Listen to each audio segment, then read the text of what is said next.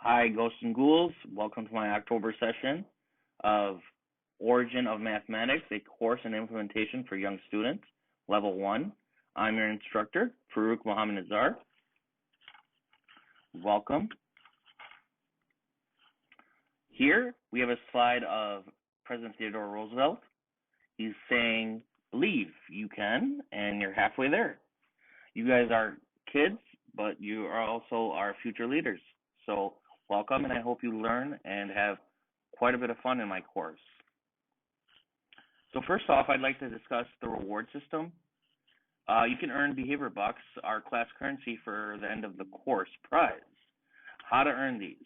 Answering questions correctly, participation in discussions, attendance and timely logins, being attentive, meaning you have to be constantly listening, answering the end of the class bonus question.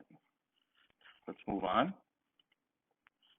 So there's the Behavior Bucks certification. You will be getting this coin sent to your email or however we decide upon successful completion of one of those criteria, which was answering a question and so on and so forth, participating in these types of things. So that's my beautiful face. And on you have it, the Nazareth Treasury currency. My last name is Nazar. That's the root word of Nazareth. That is your forced actual explanation of some history. So down here we have, don't be like Billy. He's a grouch. Will he earn behavior bucks with this attitude? I don't think so. Let's move on. I have extensive experience in teaching special needs students, as well as have been a TA for several courses, including mathematics, natural sciences, history, etc. So, all this experience will translate to you guys learning and implementing whatever we teach in the course, and you guys can carry this on to your studies. Moving on. So, the implementation in this course, I'd like to discuss that next. We must combine history to prove validity of mathematics. So basically what we're trying to do is answer the questions behind how mathematics came to rise. Who invented this? What does this do for us? When was it discovered? Where was it discovered? How can we apply this? Moving on, guys. So we're going to discuss the lesson structure. Basically, moving on into your education from high school and on, you guys will be basically taught like this. This is what we call a keynote presentation or a PowerPoint presentation. Most schools, after post-secondary, even college, even some later high school classes, you guys will be taught in this manner. So you guys have to pay attention, and obviously we'll discuss from the beginning how we should obviously, take notes. I will obviously be able to, maybe record the lectures and actually have you guys review them on your own. If you guys do miss something, you can obviously just rehearse and review the actual lesson itself. And that way you can take notes even better. You'll be able to review things a little bit slower and go over things that you may have missed in the actual lesson. So let's go back to the lesson structure.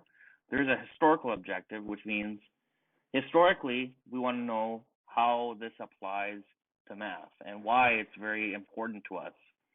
There's a mathematical concept and context, which is the second bullet point.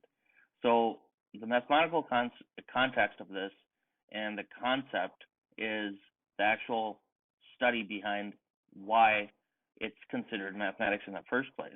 So we'll understand practical examples, which is the third. Then we'll also learn some real world applications. We'll also be discussing some homework questions that will be assigned to you, and in that manner, you'll be able to, kind of find your way and understand the concepts behind these 5 bullet points. The course is actually designed for you guys to have an advanced experience, an early exposure to how middle school, as I discussed, high school, and college courses are taught. So it's your preparation. This is going to enrich your minds with history, natural science, mathematics, They'll help guide you and intrigue you into some maybe even hobbies that will lead you to a career one day. So essentially, this will help you find your passion ultimately.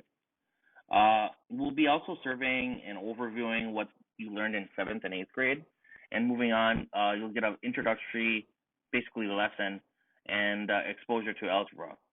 I know many of you have studied a little bit of algebra, perhaps in your early discussion of your later portion of eighth grade, but we'll actually dive into it a little bit deeper, and you'll get some more historical examples of how algebra is applied, real world examples, etc. Alright, you guys, this is the last slide. This is going to be the end of the course prize, which we're discussing.